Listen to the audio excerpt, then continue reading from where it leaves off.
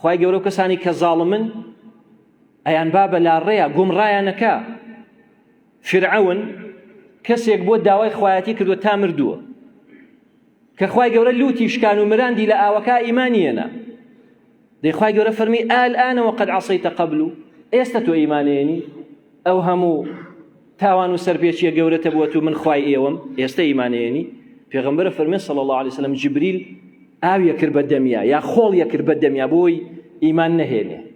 چۆن هێڵێ خوای گەورە و جۆرە خەڵکانە ئیمان بێن؟ ويفعل ما يشاء، ئەوە خوایە هەرچی بوێیکە، لا يسأل عما يفعل وهم يسألون.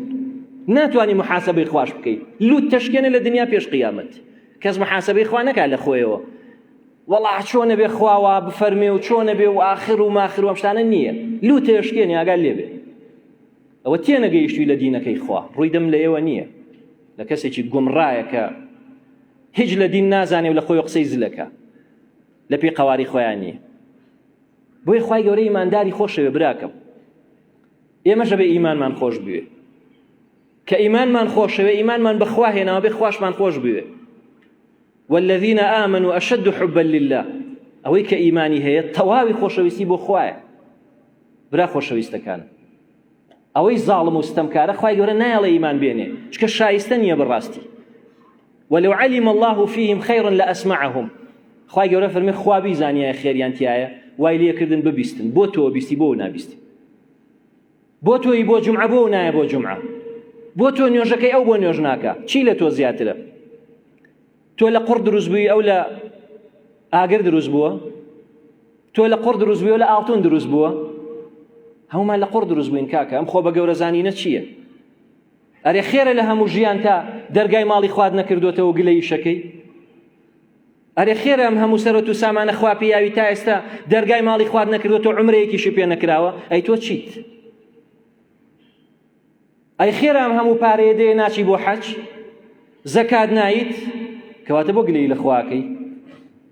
خوا زمانی کەسی باوەڕدار پەراوەکە، نەک کەسی زاڵم و ستەمکار. ئەوانە شایستە نین.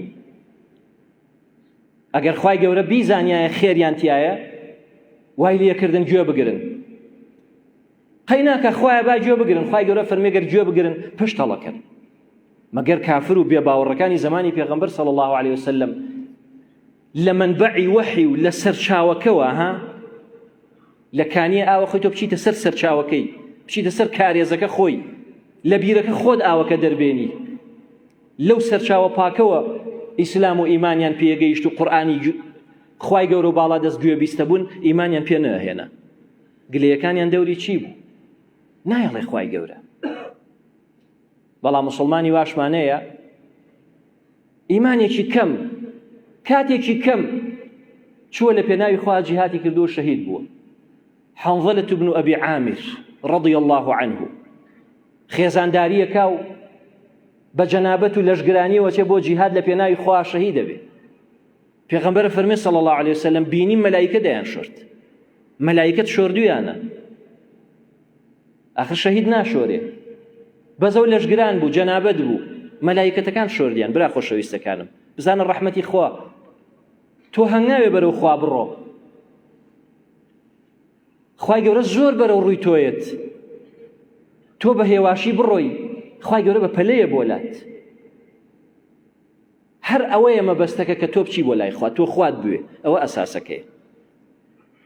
عاقیبەت خێری کورت و پوخت مەبەستی قسەکانی منە. ئەبێ عاقیبەت خێر بی، ئەبێ هەوڵ بەی کۆتاییەکەت کۆتاییەکی باش بێ، نەک کۆتاییەکی خراپ بێ، نەک لەسەر تاوان و خراپە بمری خوای گەورە بمان پارێزێ وەکو فرعون. نە، باوەکو حەنظەلە ئینسان ڕزای خوای لێبێ، بە هەمومان وەکو ئەو بین، ئەو ئاسا بین، هەمیشە لە کردەوەی چاکا بین. براکەم نوێژی بەیانی و کرد، چاوەڕێی نیوەڕۆ بکە، نەوەک لەو بەینا بمری، نەوەک لەو بەینا بمری. تاوانێکە کرد خێرا تۆبە بکە، کاری چاکە بکە بە دوایە، بەردەوام مەبە، نەوەک لەو دوایە بمری. خەتەرە بۆت. ئینسان عاقیبەت خێر ئەو کەسێ هەمیشە گومانی خێری بەخوای خۆیە بێ. براکانم وەسوەسە بەخوا گومانی خێر نییە، گومانی شەڕە.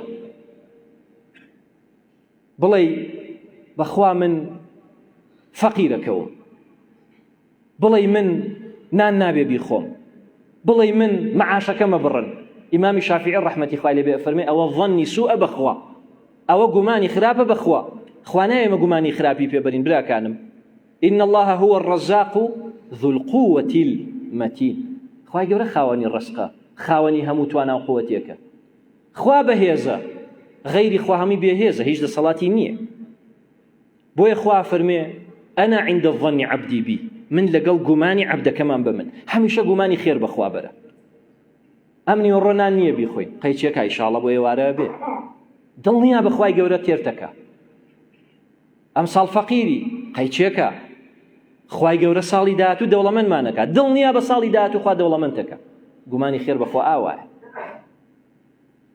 ئەی خەڵک چی لێ هاتووە خەڵک گومانی خێری نییە بەخوا لە ڕاستیە بەکار و فرمانەکەیە دیارە بە هەڵپەکەیە دیارە نوێژی بۆ فەوتێنێ جومعەی بۆ فەوتێنێ ڕۆژووی بۆ فەوتێنێ هەموو دروشمە گەورەکانی خوای بۆ فەوتێنێ ئەمە پێوە دیارە کە گومانی خێر بەخوای خۆی نابە ئەگەر ئەزانێ خوا ڕازقە بۆ ڕازقەکەی ناپەرستێ بۆ زمان حاڵی وایە خەریکی پەرستنی ڕزقەکەیەتی ئینسانە بێ ئاگای لە خۆی بێ تەقوا ئینسان کە لە خوا ترسا عاقبەت خێرە ئینشاءالله تەقوا و لە خوا ترسان براکانم خوای گەورە کەسی لوودبەرزی ناوێ خوای گەورە کەسێکی وێ کە متەواضع بێ ئەو قیامەتە نییە و قیامەتە خوای گەورە فەرمێت تیلکە الدار الآخرة ئەوە قیامەت ئەوە ماڵی کۆتایی ئێوەیە نجعلها للذين لا يريدون علوا في الأرض ولا فسادا والعاقبة للمتقين أفرمي أو قيامة أو مالي كوتايتانا إنسانا كان بزان إما بو كيمان دانا وخواي قورا فرمي ده بزانا كاكا خوتو بويا چي ده بزانا تو لوانيت لو خلقانيت لا يريدون علوا في الأرض نايانا يبرز بنو بسر خلقا هميشه برز بيه هميشه مسؤول بيه هەمیشە دەسەڵاتدار بێ هەمیشە پارەدار بێ هەمیشە لەسەر و خەڵکەوە بێ فیزیان بەسەرا لێیە هەمیشە شتەکانی لە شتی هەموو خەڵک باشتر بێ ئەم علووە چییە بۆ وایت بۆ دنیا پەرستی بۆ ئەو نەئەمەلێ بە دنیا هەیە خراپە قیامەت بۆ جۆرە خەڵکانە نییە ولا فەسادە و هەروەها قیامەت بۆ خەڵکانەش نییە کە خەریکی فەساد نانەوەن براکەم فەساد نانەوە لەفظێ زۆر عامە ئاگال لێ بێ هەر لە مۆبایلەکەتەوە ئەی گەنج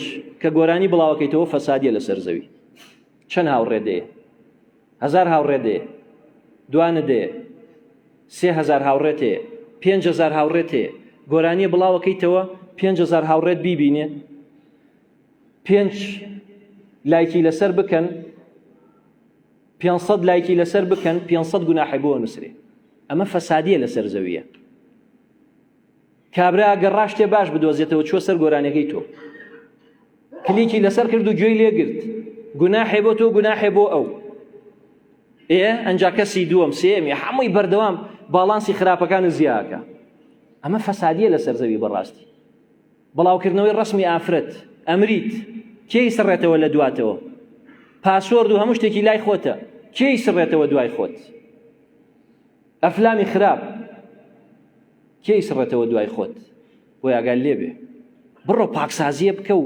چاکسازیش پێ لە خۆتە سەیرێکی خۆت کە براکەم خەریکی چیت بە چیەوە مەشغوڵی قیامەت بۆ ئەو کەسە نییە فەسادەنێتەوە